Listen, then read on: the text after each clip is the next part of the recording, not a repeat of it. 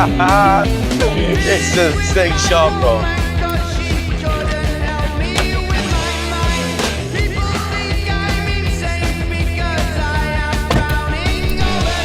Four quick lessons I want to give. FIFA means I'll figure it the fuck out. We're gonna need to break past things that we don't know to get to the next level. It's saying yes to the unknown is the beauty of success. I have connections to Paris. Any club that you need access to, if you need jets over there, boats, whatever it is, anything that you need over there, let me know. 0 connections over there. Another video. This is the young men in this generation. To be honest, young men, old men, any men, to be honest. Women. Nah, this is a message for the boys, to be honest. We have, to be honest, my business at 21, we're doing well. Matteo is the man behind the scenes, making everything look good and keeping you all happy. We could push 1 million this year at 21.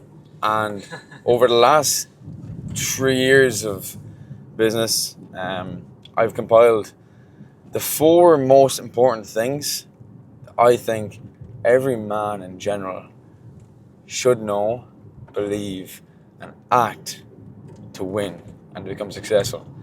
And to introduce myself, my name is James. I'm from Ireland originally. We're over here in Marbella right now, Spain, the hotspot of Europe. If you don't know, get to know. And yourself? I'm Matteo. I don't know if you guys hear me. I'm the videographer. From Croatia. No, bro, fuck that. You're not a videographer. You're a creative director, yeah. head of content. Yeah, no, you're Matteo's. So you need to change Yeah, Matteo's the goat. So, just 4 quick lessons I want to give, and while we go for a late night drive and get some fuel, maybe McDonald's. We'll see. And yeah, okay. Number 4, something that you may already know, but you need to rehear again. Actually, to be honest, a lot of the lessons that I've learned, that I've applied to my life, is stuff that I actually feel like I already know, but I hear from someone put into a good perspective, and then I'm like, okay, that all makes sense now, let me act on it. Number 4 is having a callous mind. And a callous mind means sticking at one thing long enough to make it work. I can give you a prime example of this. 2 of my friends are so good at operations. And operations, you don't know, operations could be like building out a CRM, building out automations, building out onboarding flows, anything to do with AI. They're very, very talented at that, okay? They're the best at that I know. And then they came to me saying, hey brother, we might go back to lead gen. Lead gen is like an agency where you do like Facebook ads, etc. I said, no. I said, no, you're the best at what you do. You just don't understand it enough to make it the right offer that you need to have it as. So number 4 is a callous mind. That means doing the same thing long enough to understand it enough to win. There's actually a quote from probably the greatest marketer of all time. His name is David Ogilvy. And he said, whatever agency that you do, become the best at that agency. Agency means essentially any job or any task that you take on. Become the best at that task, become the best at that job, okay? So for example, he said, if you're a gasoline accountant, which means if you're at the gas counter in a fuel checkout place, understand your clients enough. Go out, fill the gas for them. When the distributors come to fill up your tanks, go talk to distributors. Go talk to the refineries that deliver your oil. Understand your business more than your boss in the first year. And that is how you become successful. You become obsessed with whatever you're doing, become the best at it. Don't try to skip steps. And so the biggest advice that I can give, because everyone that I know that's successful around me, everyone that's above 30, 40, 50K a month. And by the way, there is no one that's been in the game 3 years that I know that isn't at that stage. 0. Fucking 0. And so it's sticking at the one thing long enough, not listening to any hate or outside noise or the lady in the red dress or telling you to switch. Oh my God, I can't tell you how much reels, YouTube videos, etc. selling new offers 24/7. Stick to the one thing that you want to do long enough, okay? This mainly applies to people who are after the 6-month mark in business, because after 6 months you tend to know what you're naturally good at. In the first 6 months you're kind of shooting like wildfire and hoping something sticks. After the first 6 months you take one thing, you stick with it long enough to be the best at it, because if you're the best at anything, you will win. The best at anything. Now, number 3 is what I like to call a white belt mentality, okay?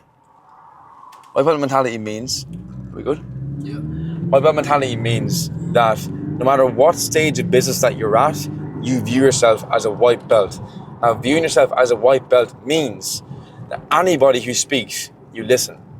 Now, whether they're 10 levels below you, whether they're 10 levels above you, they have something to educate you on, okay? Now, let's say, for example, they are 10 levels below you, okay? They're telling you what the average person in your market may think or perceive. And perception is how you sell. And so sometimes when you get to a certain stage of business, you actually forget how the bottom 50%, 80% tend to operate or think. And they're your buyers most of the time, no matter what industry that you're in, okay? Somebody who knows less than you is going to buy from you, okay? Any sort of info, any sort of agency, etc., okay? And so listening to anybody who's at a dinner table, at a conference that you meet with, that you network with, their information is valuable. And sometimes I see guys who start making some money in the online game. How are we looking? Good. You start making some money in the online game, or in business in general, and they're like, okay, I know too much to be listening to XYZ person. That is the worst mentality you can take, because that is a loser's mentality. I know the most successful people that I've ever met in my life. If I'm talking, they're listening. If my friends are talking, they're listening, because they want to hear the new age perspective, the uneducated perspective. They want to hear perspectives, okay? So having a white belt mentality is super, super important. It's actually the number one skill set to grow in your business and to networking. And networking means you're there at a dinner table and you're shutting up and you're listening. And I've talked about this in previous videos, but Ty Lopez has a rule. 33% of your time should be spent at a table where you're smarter than the rest, okay? Where you're teaching, where you're selling, okay? That's presenting. 33% of your time should be spent at a table where you're learning. That means you have 2 ears and 1 mouth for a reason. You listen twice as much as you talk, okay? So you're there at the table and you're listening. You're absorbing information. You're taking in what you don't know already for future pace, okay? And the other 33% of your time should be spent alone in your own thoughts, listening to your own intuition, because listening to your own intuition is how you win. When you're a young man and you're pushing towards success, you need to build your own success, because if you build someone else's success, you're going to build yourself into a cage that you can't break out of. I know so many guys who bought so many courses. There's so many people who they think were educating them, but in the end of the day, you never took any steps of your own. You never learned from your own mistakes, your own challenges. So you can't win in your own unique way, because the only way to create true success, long-lasting success, fulfillment, is by actually having your own perspective, your own twist on things that already exist, okay? So Dan Martell has a rule. 70% of your time should be spent by the playbook, by the fundamentals of business, by the fundamentals of whatever you're learning. 20% of the time should be spent just kind of left of the mark, okay? You understand it, but it's like, okay, kind of creative, your own twist, okay? Now, the last 10% should be spent on complete creativity. I told my team, my head of sales was there, head of content Mateo was there, we had our operations guy was there, and we had our virtual assistant, she was there as well, okay? I said, guys, I do not want you to listen to me, listen to anybody else. 10% of the time, you should be spent doing whatever the fuck you want, because if you find something that I guess nobody else knows or is unique to you and it works, that's a blue ocean. And if you have a blue ocean, you have an open market of things that don't already work or nobody actually knows that works, okay? And if you're ahead of that curve, you're going to win, and you're going to win for long enough that nobody else can catch up, okay? So it's unique perspective and it's actual creativity on your own intuition as a white belt. So you're taking perspectives from all around you and you're applying your own intuition. That's the white belt. Number 1 and number 2 is something that I actually couldn't really choose between, but I'm going to choose right now. Number 2, I'm going to go with discernment. And this was originally number 1 in my original video that we recorded a couple of months ago that actually we lost the recording of. Number 1 was discernment, but number 2 is going to be discernment right now, okay? What actually happens in this day and age is we have so much information, and people start applying information they take directly. And the issue is that there's so much information that if you take and apply information directly from any source, that means it's not yours. And when it's not yours, you can't reapply it or you can't learn from it. Okay? The discernment is acknowledging and not accepting. Acknowledge, don't accept. When I'm watching reels, YouTube, podcasts, whatever it is, and I hear something cool, I'm like, okay, cool. I'll listen to that. I'll take it in, but I won't apply it. There's so many times in business where I've seen information that I'm like, okay, I actually like that. How can I make it my own? And so discernment means you see things in front of you and you choose what's best for you. And I think with the information that we have nowadays, all of you in business, all of you as beginners, intermediates, advanced, experts, you have too much information in front of you to where you don't know what to choose. And the point is that you don't necessarily have to choose directly from anybody.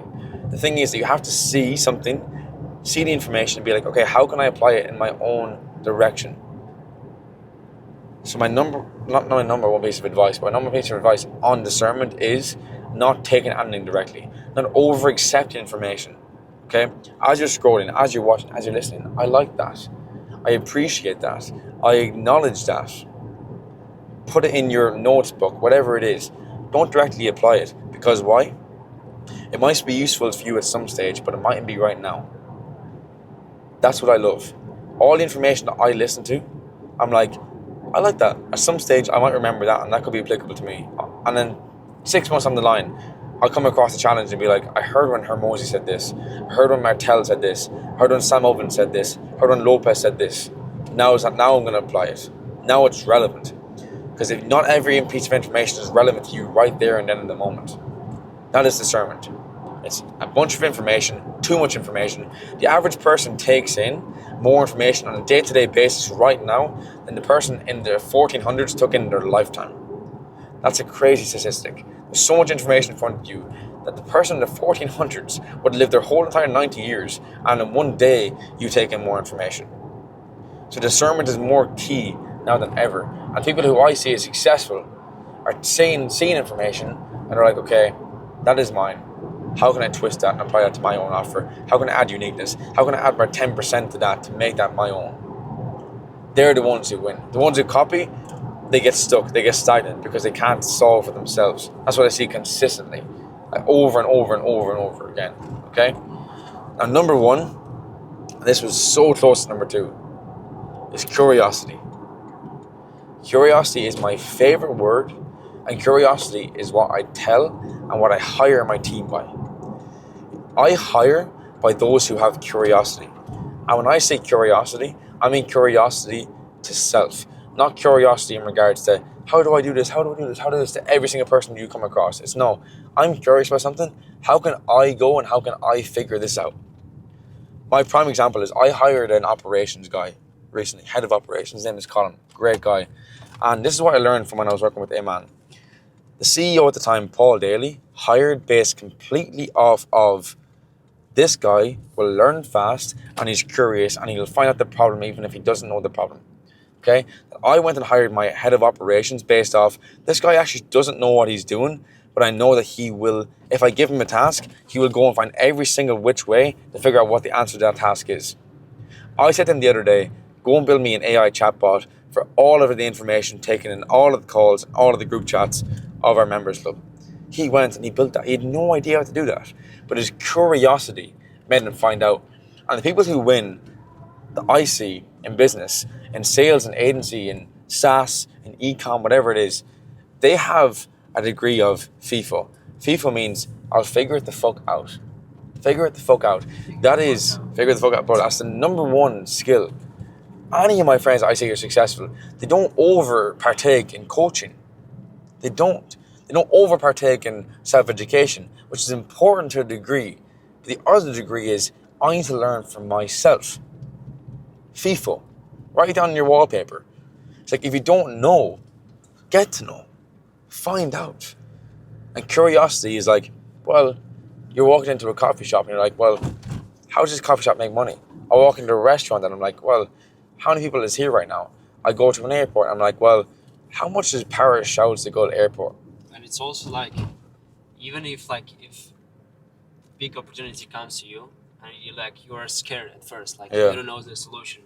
But I had this at first, so I was like, doing some big shoot when I was like, am I ready for that? Yeah. And I was like, okay, fuck it. I'm gonna like, accept it. Yeah. And figure the fuck out later. So I love that. because if you don't accept it, like the opportunity is gone. So you can either like try and shooting a shot or fucking, missing it completely. I love that, bro. What a great point.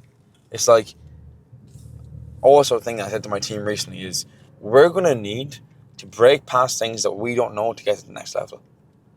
It's saying yes to the unknown is the beauty of success and how you achieve success.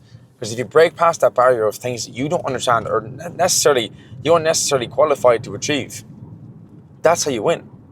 I remember a story of a guy that was on drugs and he was drunk at the BKFC that I met a couple of months ago, or like last year, and he essentially he had one sewerage van at that time, one sewerage van, like years before I met him, one sewerage van. Okay. Long story short, he came across this guy who said, I'm running all of the schools in London for their sewerage. Okay? They were like kind of waste management to an extent. And he says, I know you're in sewerage yourself or waste management. Can you run this? Like, if I sign a new contract, would you like do this? It's like 10 million a year. You're gonna need to have 20 trucks. You have 20 trucks, right? And he goes, yes, of course, 20 trucks. Easy. This is all on me. I can do it for you. Don't worry. He had one small van. I said, yes, of course I can do it.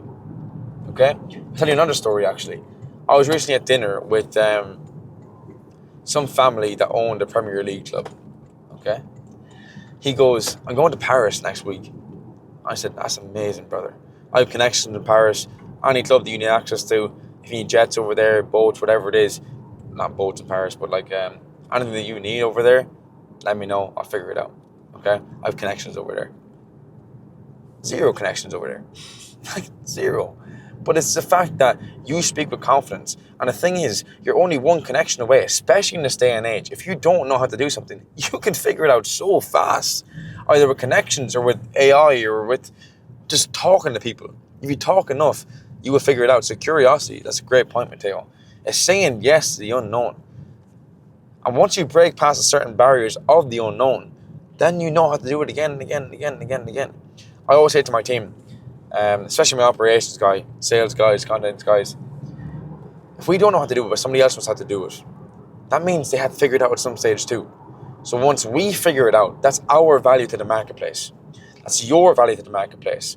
As a young man, if you go through the things that nobody else knows and you figure it out, guess what? Now you've gone into a whole different ballgame. You've gone into a whole different race of your own. And now you are figuring out problems and solving things that you didn't know before. And so guess what? Your market value was here before, and now it's here after. So curiosity, saying yes to the unknown, and doing things you have no idea how to do. No idea. Is that correct? Yeah, absolutely. That's correct. I mean, look, I don't know how long that was, 18 minutes. We like to keep it very, very raw here, and this probably go up on this Sunday, a couple of days from now.